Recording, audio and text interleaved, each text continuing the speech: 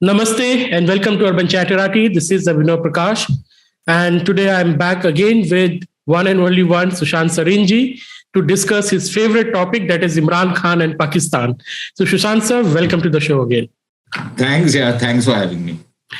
So Sushant sir, let's start by getting a broad overview of what is happening in Pakistan. We all know that Imran Khan, the great leader of Ummah, has been kicked out of the post of the prime minister now, but his supporters are not willing to accept the defeat. And you have this all kind of allegations flying around that there's a foreign intervention which has removed him from power, and the old Pakistan is back and whatnot. So could you please give us a broad overview of what is happening, what is going on in Pakistan? Abhinav, number one, Imran's supporters, I think it's wrong to call them supporters. I think it's more of a cult. And, once you are in a cult, then logic or, anything sensible simply does not make any sense. So I think some of the reactions which you are seeing from the Imran cult or his cultists is basically what cultists anywhere in the world would do. It has no logic, no rationale, no sense, nothing. The only thing is that a lot of those guys are what you might call the enlightened, the entitled lot. In the sense, a lot of them are children of bureaucrats, rich businessmen, professionals, what in the Pakistani parlance is called the burger crowd or the mummy daddy crowd. And none of them have ever, had the whiff of grape shot. None of them have ever faced a lathi charge or a tear gas, this thing. None of them have ever been put in jail. None of them have had to go through the indignities which a common Pakistani would normally go through. And now that they're trying to challenge the government of the day and the state, I suspect some of that is going to come their way. After that, I think we will see whether the cult survives and to what extent it survives and to what extent it thrives. That is as far as the Imran cult is concerned. They are still going to try and play spoiler. They have an inflated sense of importance and popularity. Even, one of the big mistakes which politicians these days make is to imagine that support or trends on social media is a reflection of popularity on the ground. Very often people who are very active, who are typewriter warriors, many of them don't even ever go and vote. It might please them that they are doing all this, but does this actually translate on the ground in terms of votes and in terms of popularity?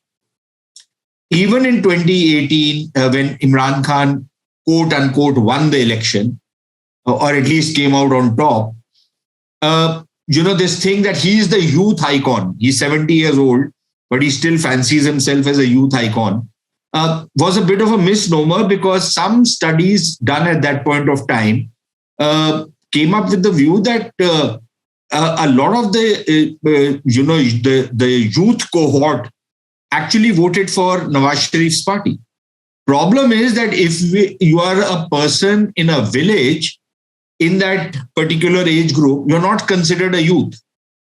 You're only considered a youth if you are in an urban area studying in an elite college. That's something which is always there all the time.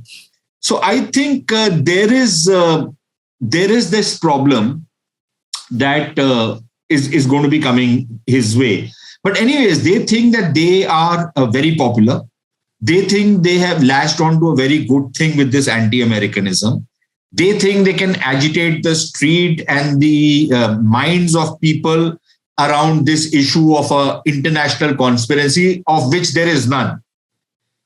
And they think that this is their ticket to victory in the next election, which is not going to happen because anybody who is ousted in an election, in the way Imran has been ousted, that's the Pakistani history, never wins the next election. if he had to win the next election, he would not have been ousted.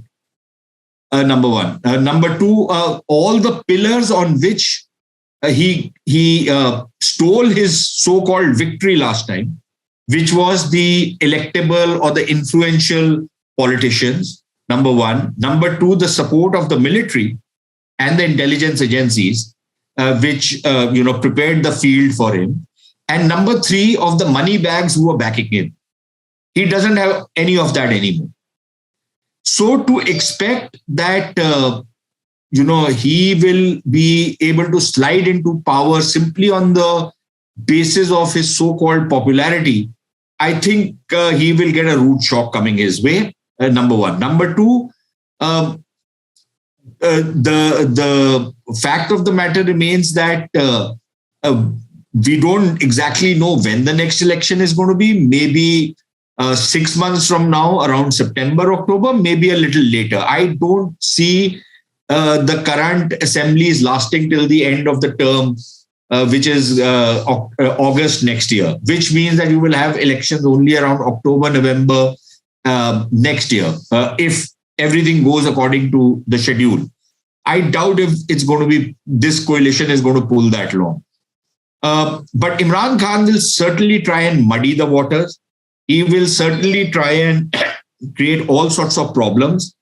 And I think because he has lost the support of the military and the so-called deep state or the establishment, the agitational mode which he got away with before he won the last election, if he tries that, I think what I said, the whiff of the grape shot is going to come their way. So I'm not very sanguine about the prospects of Imran Khan agitating the street beyond a point. If he tries to create a lot of disturbance, then I think the police lathis will rain on his people. And then there is that famous, clip. You can do a YouTube search of a young Imran Khan cultist. This is about 5-6 years old, 7 years old clip, where he's saying that हमको देखो ना ये police वाले मार रहे हैं, अगर police वाले हमको मारेंगे तो इनकलाब कैसे आएगा? So something like that will happen. So that's where the matter stands right. That's funny, I've always said that Imran Khan and his party resembles a lot with Kejriwal and Aam Aadmi Party. But let's come back to the term of Imran Khan. I think he has been the most disastrous prime minister of Pakistan. Not that, we really have great people to compare with. How do you see the prime ministership of Imran Khan? What have been takeaway? With respect to India, has anything happened which we can say was a positive development? Anything with respect to India when Imran Khan was there? No, overall, in the Imran Khan's rule. Oh, yeah, a lot, actually. Imran Khan was the best thing that happened to India as far as Pakistan is concerned. Because he, with his sheer incompetence, his hubris, his arrogance, he did to Pakistan which we could only imagine anybody doing. He destroyed their economy. He has poisoned their politics. He has, sown divisions in society. He has messed up Pakistan's foreign relations.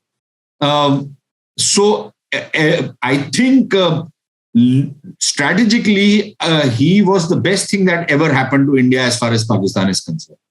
Now, if you mean in terms of India-Pakistan relations, I think that was again very good. His vileness, his abusiveness, his showing his poor upbringing, his vulgarity, all of that actually worked well for us because they kind of irritated the hell out of the people in the international community who looked down upon anybody, flouting diplomatic proprieties the way he did.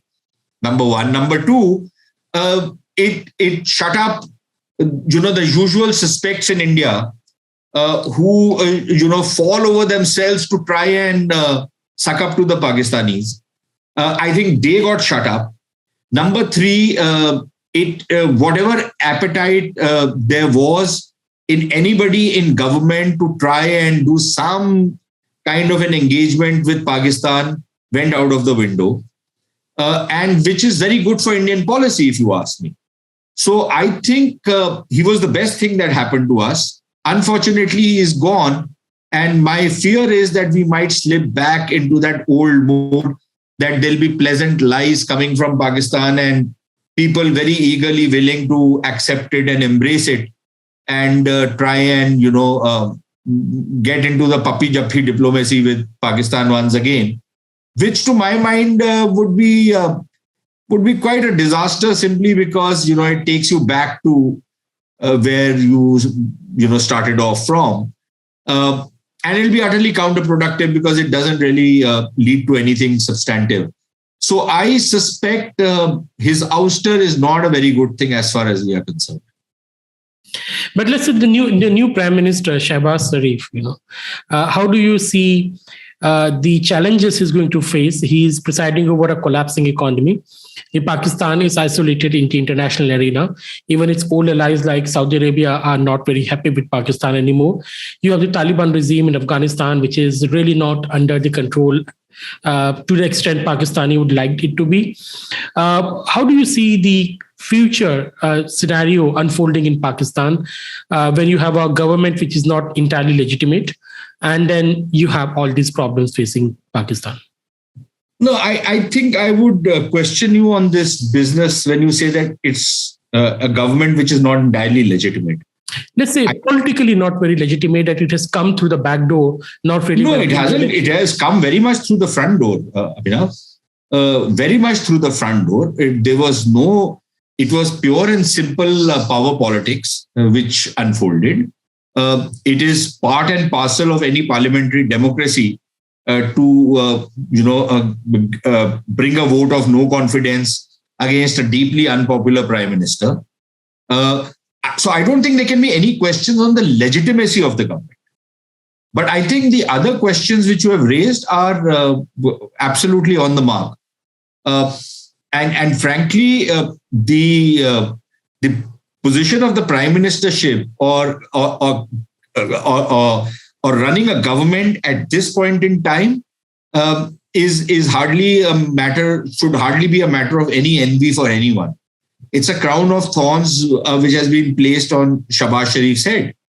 The fact of the matter remains that, the isolation they might be able to address to some extent, because Pakistanis are quite infamous for obsequiousness when their interests demand them doing so.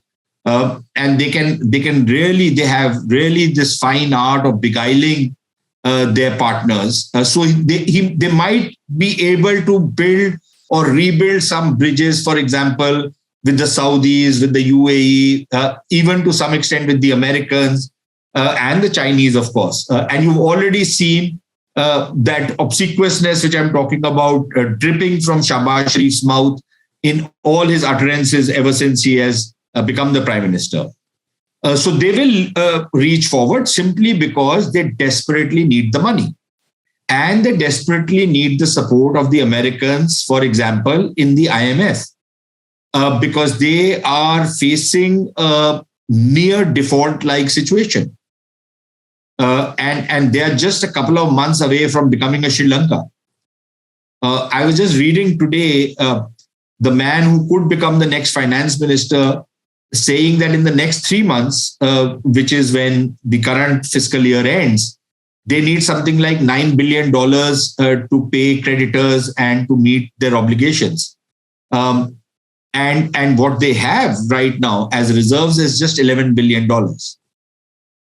And going into the next fiscal year, they are looking at a net financing requirement of over $30 billion.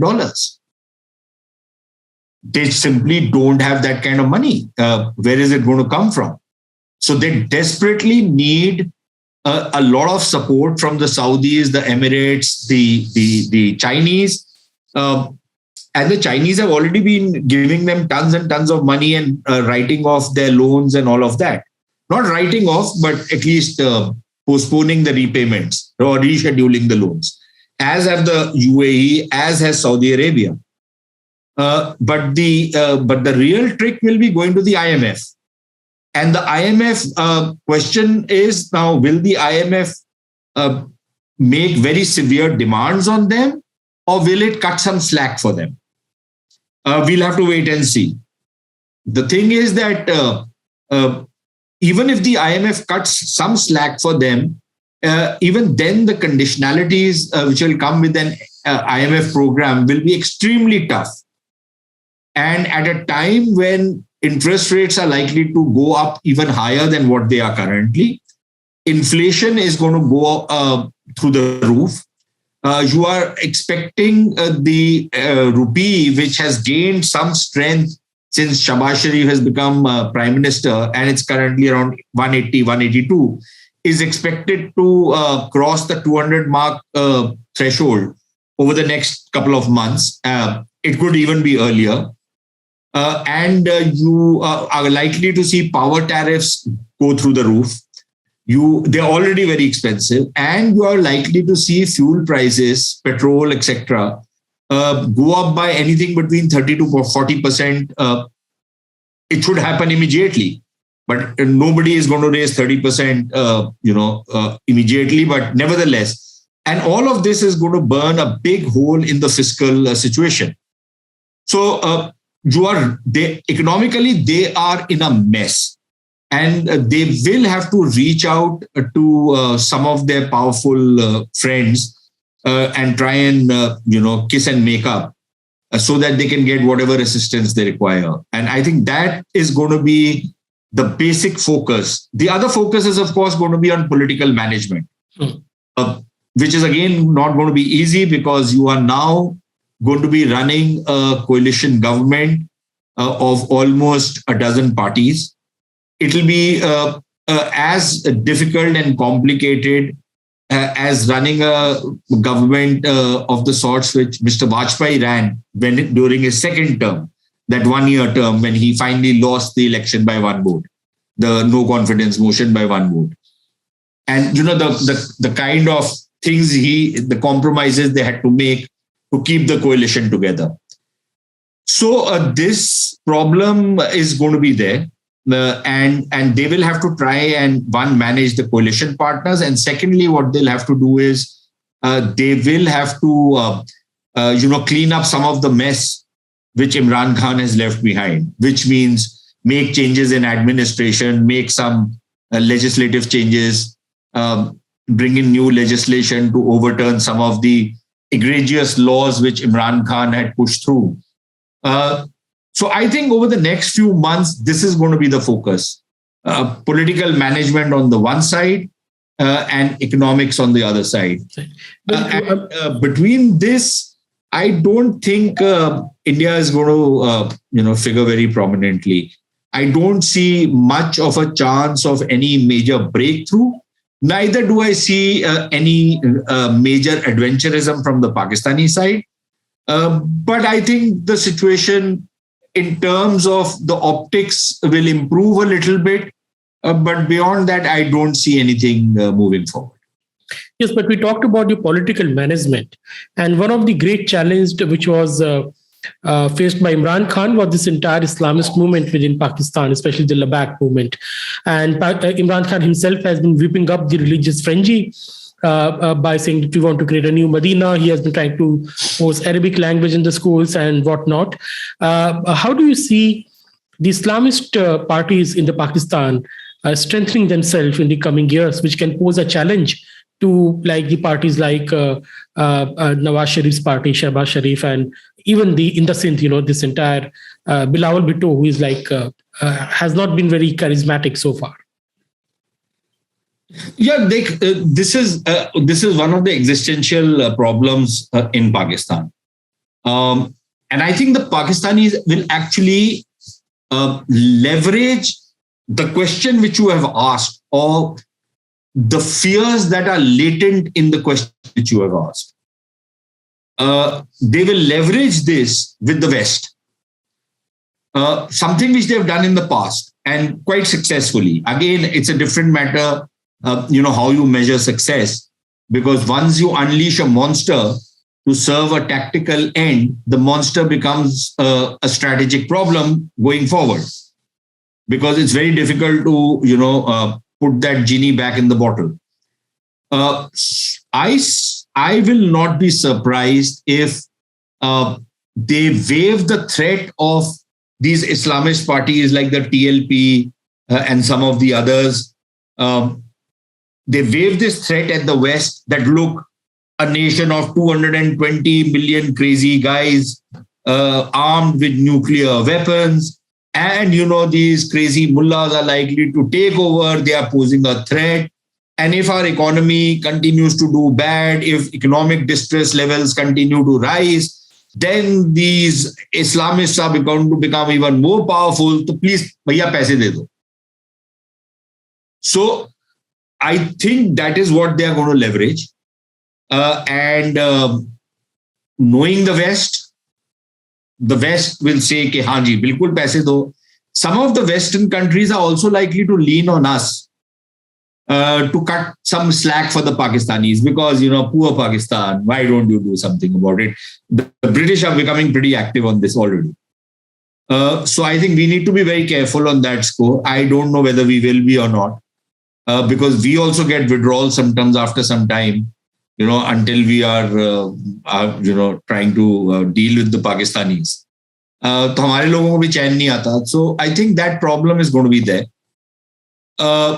And so that is as far as how this phenomena is going to be used.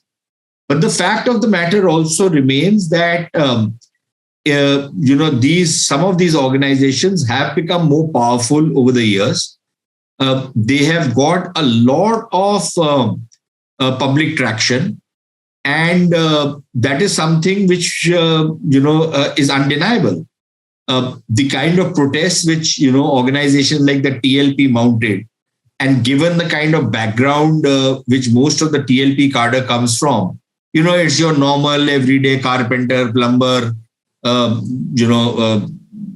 sweeper, you name the guy, the guy who works in the dhaba, the guy who's a small-time clerk somewhere, some peon, some security guard. That's the normal profile of organizations like the TLP, the underclass or the children of a lesser god. So when you see that level of militancy in those guys, it is something to sit up and take notice. And just because they are not given coverage regularly in the mainstream media does not mean that these guys do not exist. And this is a mistake we very often make even in India, because you suddenly don't realize where the hell, a certain phenomena is erupted from. So I think this is something we need to look at more carefully. We don't need to panic on this, because this, if anybody needs to panic with this phenomena, it's the Pakistanis. Because it is their lifestyles that are going to be affected if these guys become more powerful. And I think it is about time that the rest of the world also starts calling the bluff. That, look, this is your problem, you clean it up. I don't think that will happen, but I hope it does. But you also talked about the India's response to Pakistan, which has been very incoherent over the last 75 years. But what has changed after Prime Minister Modi took command, especially in the last few years under the Prime Ministership of Imran Khan? The relations between India and Pakistan, they're basically non-existent. So do you think that Prime Minister Modi has been following a correct foreign policy with respect to Pakistan? What more can be done about it? I think Mr. Modi's policy evolved, because when he came into power, I think initially there was a degree of realism even then, in the sense that, after Nawaz Sharif came out here during the first swearing in, the Pakistanis tried to play that Kashmir card by calling the Hurriyat, and the Indians clamped down on it. But if you look at Mr. Modi's record up till 2015 when he went to Lahore, and then Pathankot air base attack 2016. I think till that time, Mr. Modi was pretty much more or less, his policy was no different from any of his predecessors. It is post the Pathankot attack and the inability of the then government, which was Nawaz Sharif, to actually deliver on the assurances they had given that they'll get to the bottom of it, that I think Mr. Modi kind of realized that he needs to turn off as far as Pakistan is concerned. And then, of course, Uri happened and you had the surgical strikes. And since then, it is very clear that where the Indian policy has changed, and Uri and Pulwama are two instances where you see the pushback from India, the retaliation from India. And Pulwama even more, that you were willing to go up the escalation ladder. And I think that is something which has really changed, number one. Number two, I don't think any of the people in this government, at least, have any romantic notions about Pakistan. At least I hope I'm right on that. You never know with Indians. So they don't have any of those romantic notions. And that's a good thing. Number three, I think you have seen that they are ready to engage with the Pakistanis up to a point, where it serves the interests of both sides. But beyond that, they don't care. And frankly, I think that's a damn good thing. So I think that is where matters lie. But I always have this, sneaky suspicion that, there will be somebody who will be saying that no, diplomacy must be tried out once more. This once more, give it another shot, has been done at least 100 times in the past. And ultimately you get shot yourself rather than giving it a shot. So I think, I hope they don't show any unseemly haste, any keenness to try and engage the Pakistanis just yet. Wait and see what is on offer, see what they're trying to say. Why jump the gun right now? Very true. But let me ask the final question. This is regarding the two great friends of Pakistan, which are Turkey and China. How do you think that they have been playing their cards in this entire scenario which has been unfolding? And what future of Pakistan-China ties we can see going forward, especially when most of the Chinese projects in Pakistan are now failing, as we have also talked about. So who were the two friends, China and? Turkey. Yeah, Turkey का तो बहुत भट्टा बैठ गया है, you are an economist yourself. Tell me what is the latest inflation rate out there? And the man who wanted to be Sultan and the man who wanted to be the new Caliph, Erdogan, crazy guy. Just look what he had to do. The somersaults he has had to make. He has abused the Israelis left, right, and center. And look at the way he sucked up to the Israeli prime minister when he went out there. Erdogan has taken very strident positions against the West, against everybody else, and he's had to eat humble pie because his economy is tanking. So I don't think, I don't even take Erdogan seriously, frankly. The Turks were by and large good people, but Erdogan and his ilk are abominable creatures. On the Chinese, I think there will be some more outreach from both sides to each other. I think the Chinese have invested too much in Pakistan to let it go.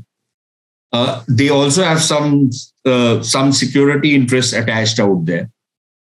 But I think there is a certain realization, or at least a creeping realization in Pakistan, at least among the members of the deep state and the establishment, that getting too close to China, might not be the best thing to do.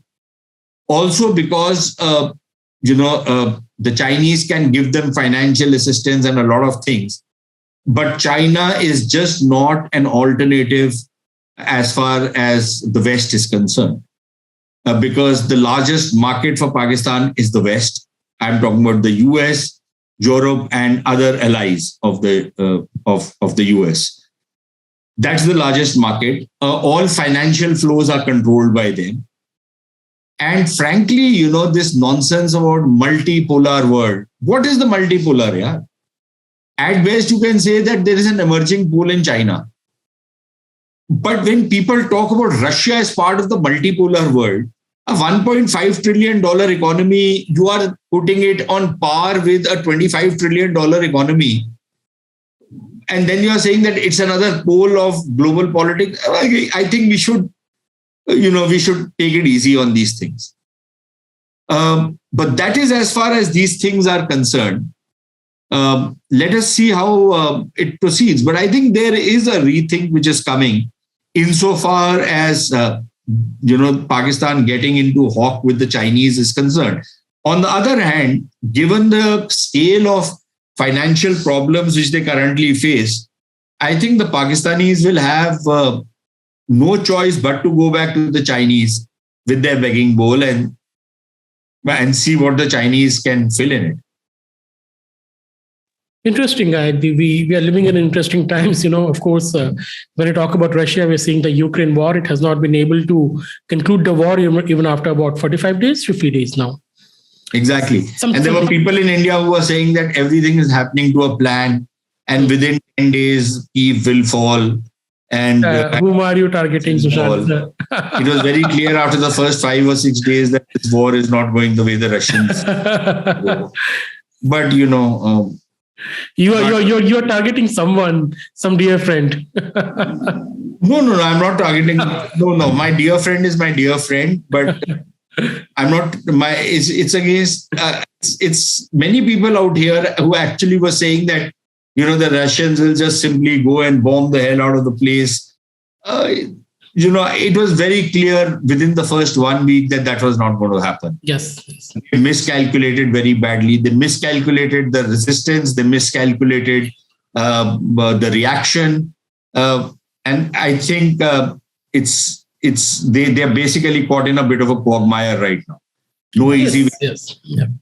But that's the way I look at it. Yep. Let's see how the things unfold. We are definitely living in very interesting times, Sushant sir.